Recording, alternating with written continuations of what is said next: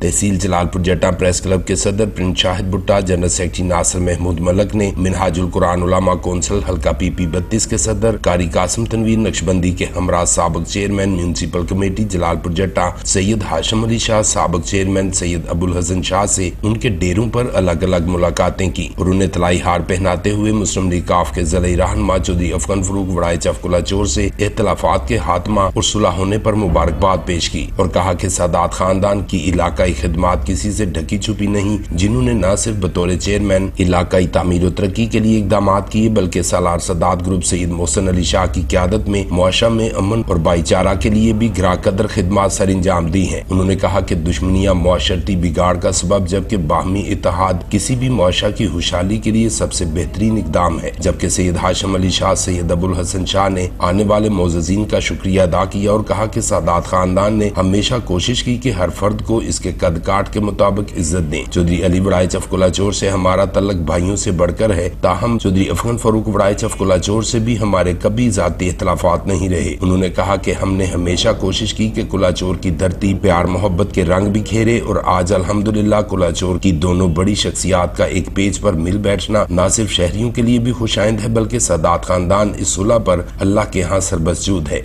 उन्होंने कहा कि हम दुआगो हैं कि अल्लाह पाक अब इस प्यार मोहब्बत के रिश्ता को नजर बद से बचाए। Reporting team BB1 news Jalalpur जट्टा।